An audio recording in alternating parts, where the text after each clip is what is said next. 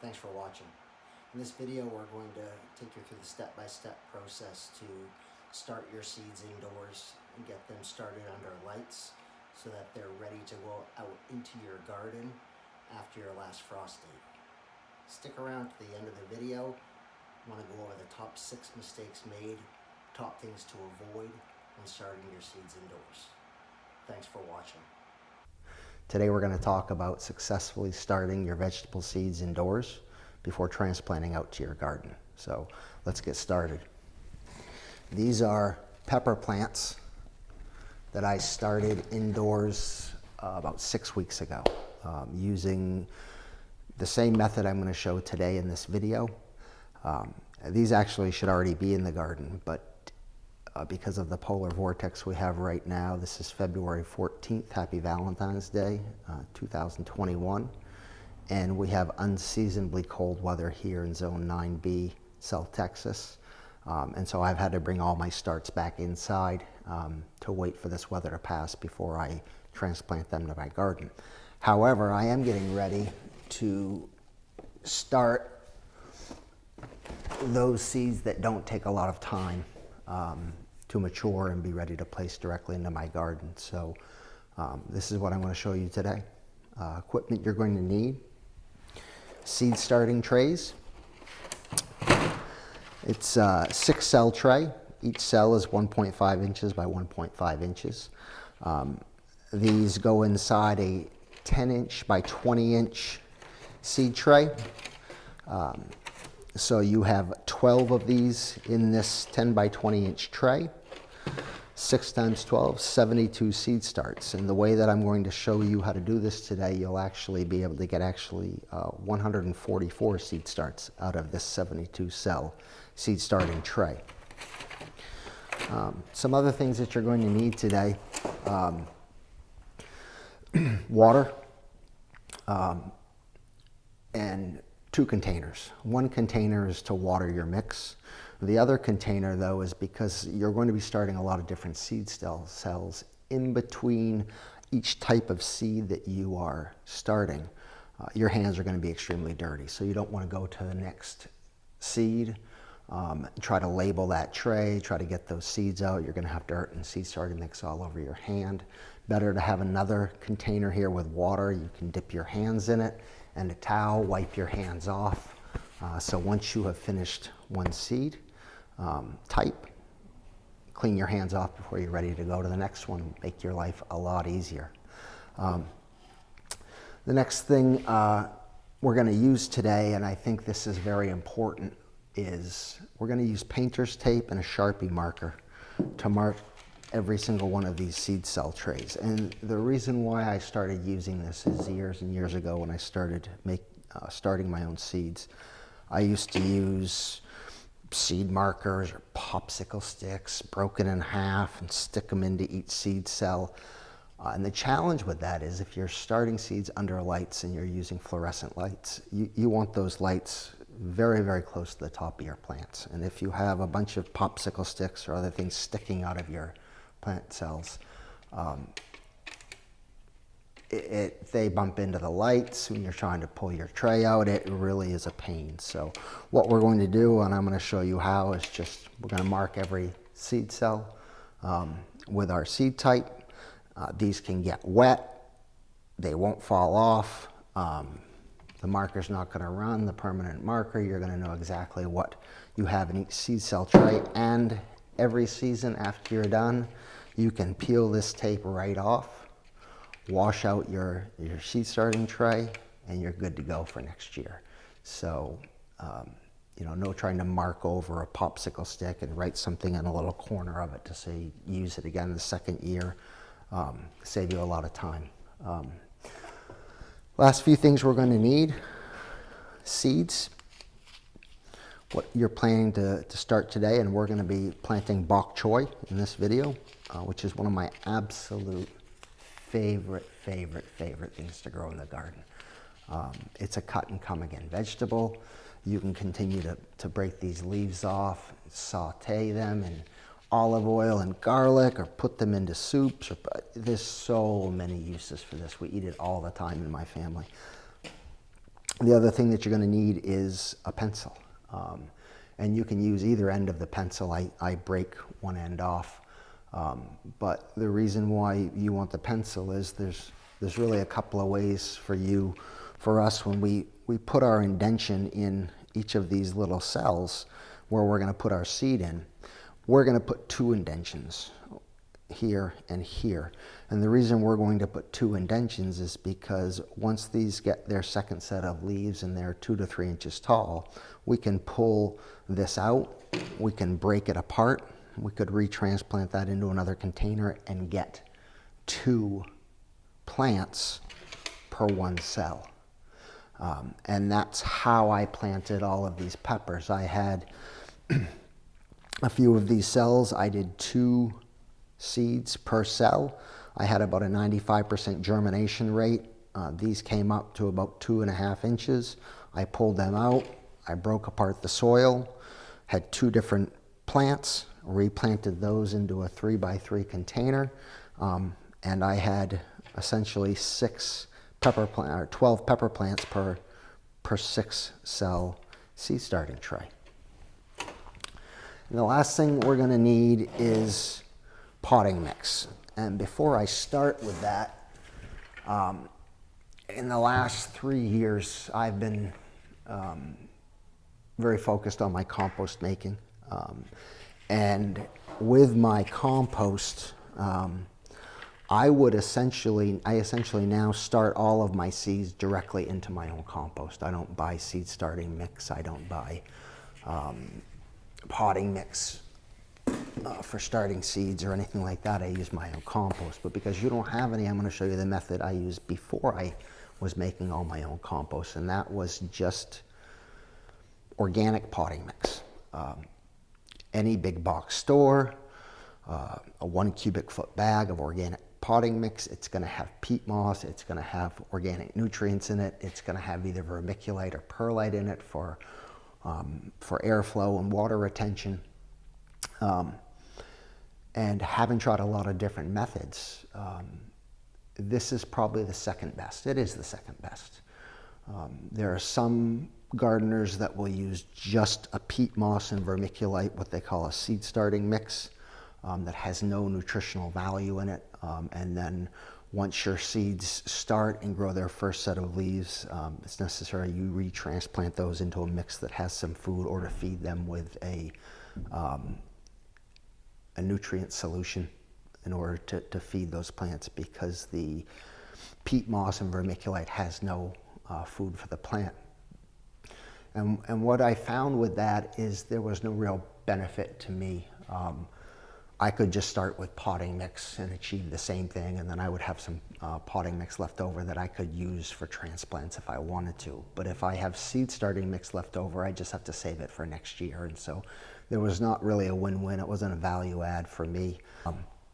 So what we're going to do is just take a container. We're going to get some of our potting soil. I think I said seed starting mix, but a couple cupfuls of potting soil. 1 liter is what this is. This says so 4 cups.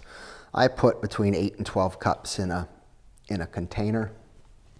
And what you're going to find with your potting mix is there's some pretty big pieces in here, and they can get in the way with seed starting, so you may need to take some of the big pieces out, but not a very big deal at all. Take some of your water that you have to wash your hands here and put some in here, and this is where it gets a bit messy. You want this mix to be the consistency of brownie mix, I guess. You want it completely moist, but if you squeeze it with your hands, you don't want very much water to come out. I'm going to use this so I have enough water to wash my hands.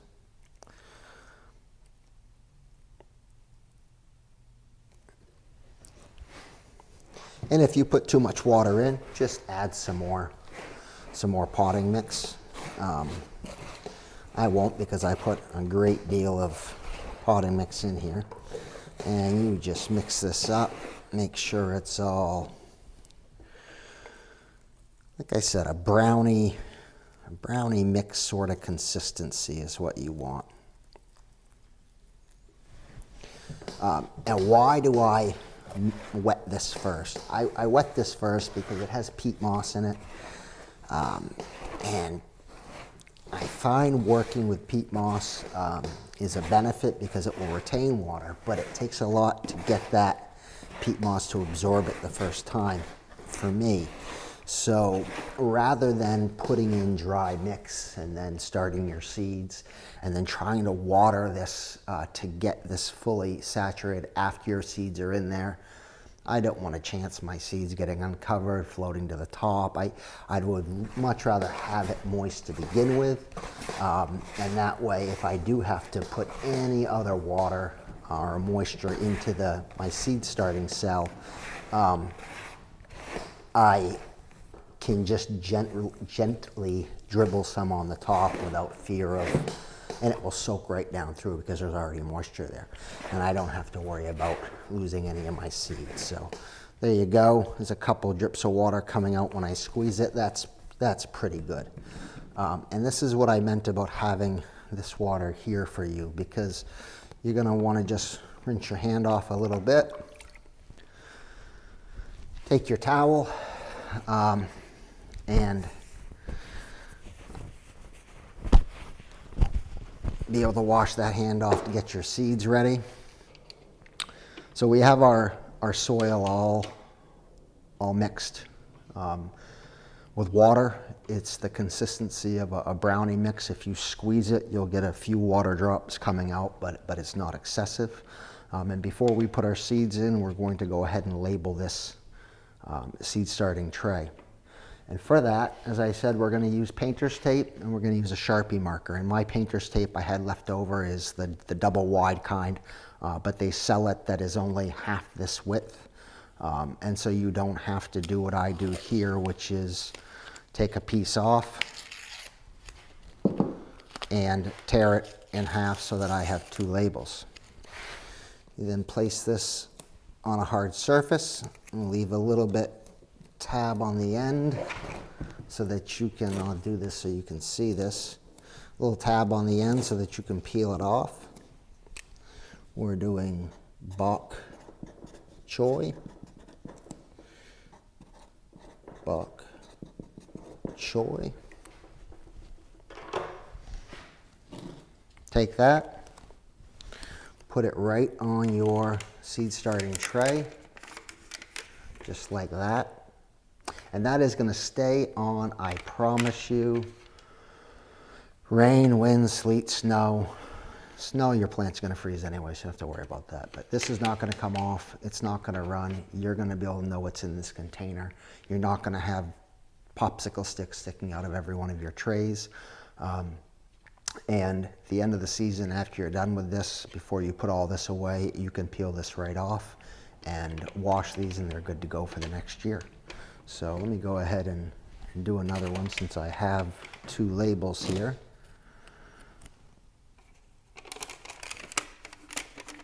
There you go. Bok choy and bok choy. Here is my seed cell. And all I'm going to do is a two-phase operation here. Put some in each seed cell. And what we're going to do is just gently press down. Because these are so thin, this plastic is so thin, if you push down too much, you could split them. I don't have trouble getting the soil out, but some gardeners say it makes it harder to get the seed starts out if you press down too much. So that's it. I press down like that, nice and firm on the bottom. I then fill it in, just like that. So it's all moist. And there you go. Gently tap it down, and one seed starting tray. So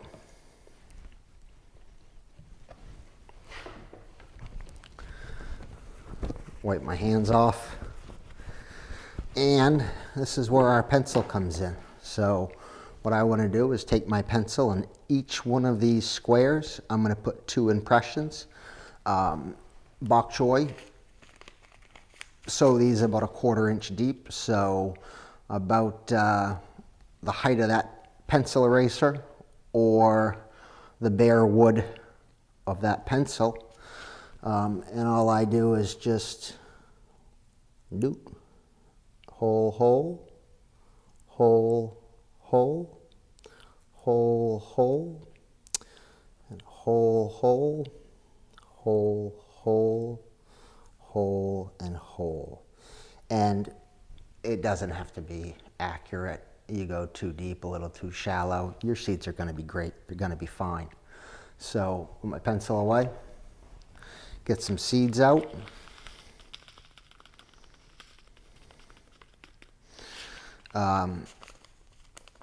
I typically try to put 1 in each hole, but inevitably a few will, I won't be 100% accurate. And this is also why you want to have clean hands when you do this. 1 seed, 1 seed, 1 seed, 2 seeds, 1 seed, 1 seed, 1 seed, 1 seed, 1 seed, 1 seed, 1 seed, 1 seed, and that one had 2. And we're going to open this back up and put our excess seeds back in our container, like that. And seal it up. Last step in the process, take a little bit of your potting soil that's damp. You can put it on top of those holes you made with your pencil.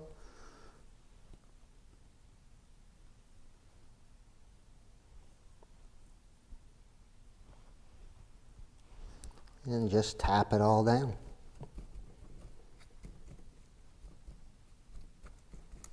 And that's it. That's it. You're ready to go on to your next seed starting tray. Your label is already on your container, so there's no trying to guess and wonder what is in that container. We can move on to our next seed cell. That is it. It's as easy as that. From this, we're going to go put them under the lights in a few minutes, and I'll show you that. There really is no need to put any more water on those right now. There's plenty of water in there. And 7 to 10 days, you'll start to see your seeds come out. Within 2 weeks, you should have your first true set of leaves. And 2.5 to 3 weeks, they're ready to go in the garden if you're not going to retransplant. If you are going to retransplant, 3 to 4 weeks, they're ready to break apart, retransplant 2 plants into 2 separate containers, like I did for these peppers, so that you can get 144 plant starts out of a 72 cell seed starting tray. Final step in our process is to put our seed starts under the lights. I'm using fluorescent lights here today, and so again, you've already moistened the soil, so there's no need to water them again. What you want to do now, if you're using fluorescent lights, is lower these lights to about 2 to 3 inches above the tops of the plants. Like this.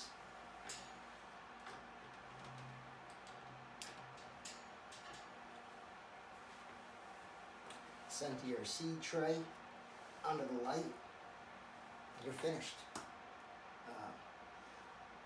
You want to come in every morning before work. Set that alarm 15 minutes early.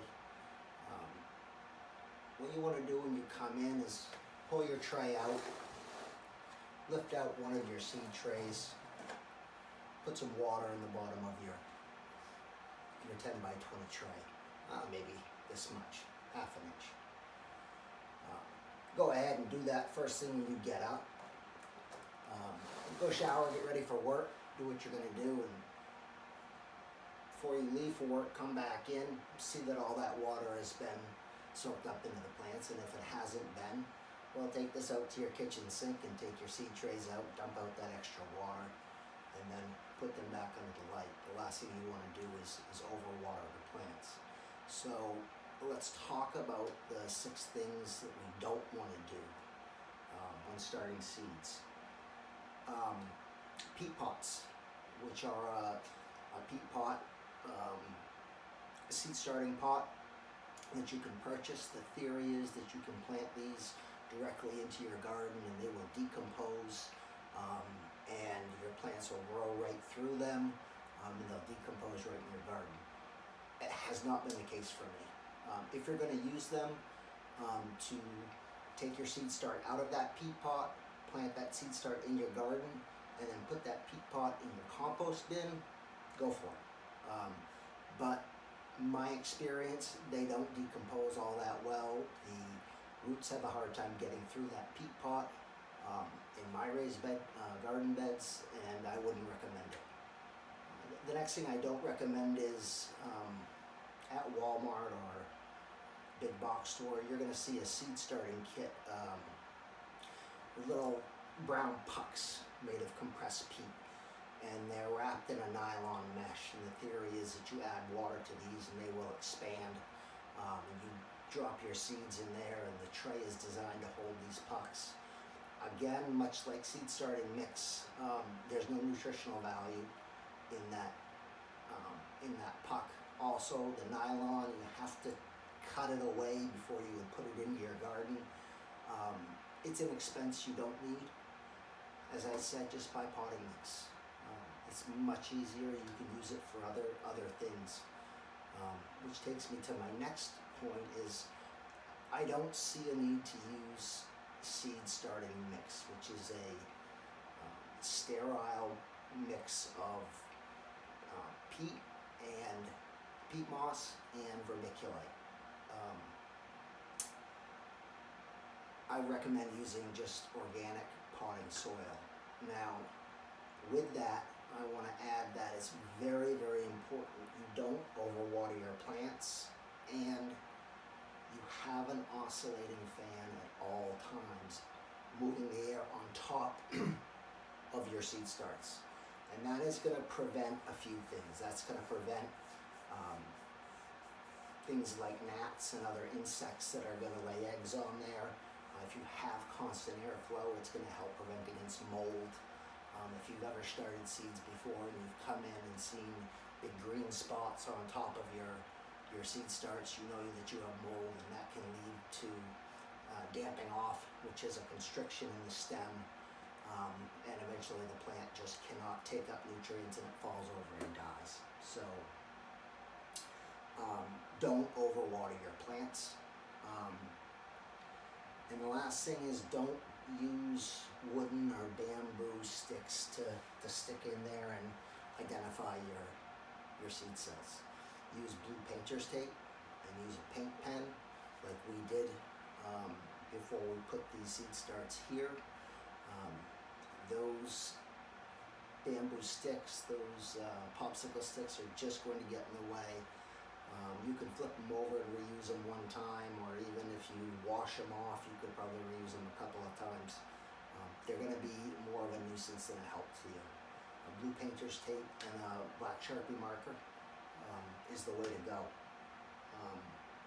As I said, do keep constant airflow on your seed starts. Do keep an oscillating fan in your room where you have these seed starts. Constant airflow on top of these seed starts. Make sure that you're not going to have an overwatering condition, which can bring you gnats, which can bring you mold, which can lead to dampening off, things like that. So do make sure you keep airflow on your seed starts.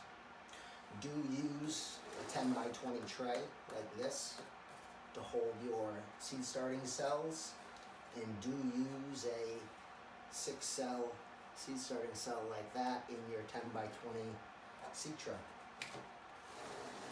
So those are my 6 tips of things not to do and a few things to do. I hope you enjoyed the video. Thank you for watching. Please subscribe.